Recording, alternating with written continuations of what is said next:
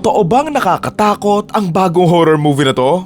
Nakapanood ko lang na to kahapon sa may MOA and grabe, punuan din talaga. Kung fan ka ng mga short films ni Kane Pixel sa YT, siguro matatakot ka dito. Pero kung hindi and mas fan ka ng mga loud na jump scares, then most likely, hindi ito magiging effective sa'yo. Susundan natin dito ang isang lalaking nagmamay-ari ng furniture store na may matatagpuan sa basement ng store niya. Itong lugar na malawak, maraming pasikot-sikot at iba't ibang mga weird na gamit, kaya naman dito nga maglilibot itong lalaki na ito, pero biglaan na nga lang siyang mawawala.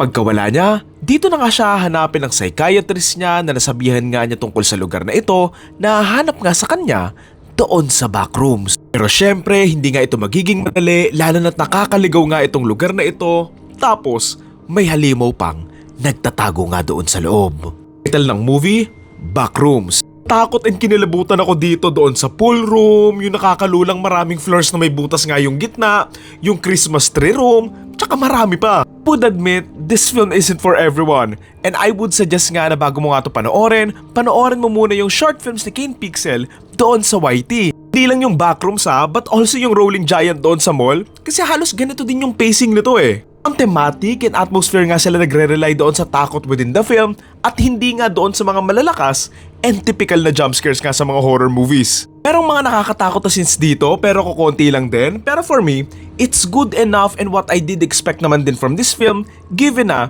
napapanood ko na rin naman yung mga short films niya eh. Again, uulitin ko kung fan kayo ng Conjuring, Insidious, or yung mga typical horror movies na umaasa nga sa mga malalakas na tugtog para nga manggulat or manakot, then baka maburingan kayo dito. Kasi for me yung nakakatakot dito, hindi naman yung jump scares, yung monster, but more on yung pakiramdam na uncomfortable ka nga doon sa lugar na yon na hindi mo alam saan ka pupunta. Ako honestly natakot and kinilabutan nga ako sa third act nito kasi nga naaalala ko doon sa monster nila, si Rolling Giant eh. Agi nakakatakot kaya yung halimaw ng piratang higante dito na nangangain ng tao. Akala mo yung mga higante sa pistahan eh.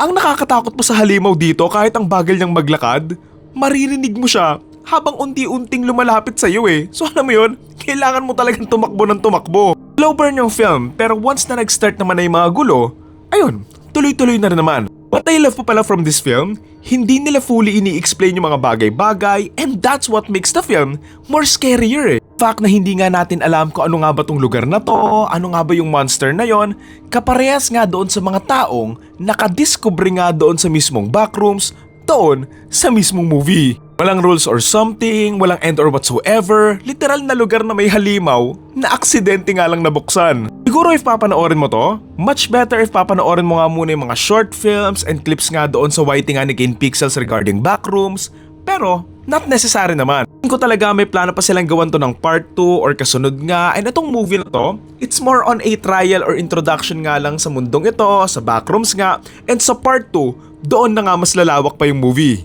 By the way, gusto ko rin palang purihin yung production design team nila, lalong-lalo na nga yung gumawa nga ng buong sets and everything kasi according sa nabasa ko online, halos buong set, totoo talaga. O may mga CGI and VFX na part, pero mostly daw, totoong sets din talaga yung ginamit nila. Pagka hindi lang green screen or CGI backgrounds, literal na binuo nga nila yung mundong ito na ginawa nga lang ni Kane Pixels sa computer dati. Kudos din doon sa gumawa nga nung design ng monster kasi it's unique and creepy looking enough na sa dulo, kahit maraming times na pinapakita na nga yung monster, sobrang unsettling pa rin talaga niyang tignan. Tuhan ko rin pala yung pabitin nga doon sa dulo na nakaligtas nga itong psychiatrist and ngayon, kasama na nga niya yung mga nakadiscover nga nung backrooms and if masusundan nga to, for sure, magiging malaking character nga tong psychiatrist na to eh. Pero if may negative comments man ako, as far as I like na hindi sila fully nag-e-explain doon sa movie, I think masyado tong risky given na ganito yung ginawa nila na para bang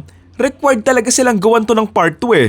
Yung ganitong storytelling in kwento, mas magme-make sense lang to if masusundan yung movie and I know ganun din naman yung storytelling doon sa short films niya pero syempre, iba naman kapag movie na. Puro sana pala naglagay pa nga sila ng more details and nag-establish pa nga sila ng strong connection nga between yung bida and yung psychiatrist para lang mas mag-make sense na out of nowhere, bigla lang niyang pupuntaan and nahanapin and para lang may point kung bakit siya mas may inspire na hanapin tong lalaking to eh. Ayun, overall, nag-enjoy pa rin naman ako sa movie na to and ayun din naman yung in-expect ko na magugustuhan and hindi ko nga magugustuhan from the movie. Lastly, I like the different approach here kumpara mo nga doon sa mga short films pero still, I would love to see a full films ng Backrooms sa isang found footage format na alam mo yon na para siyang Blair Witch Project or Malaas Above, So Below type of movie ganon. So yun lang, again ang title ng movie ay Backrooms and ang total rating ko for this film ay 7.5 out of 10.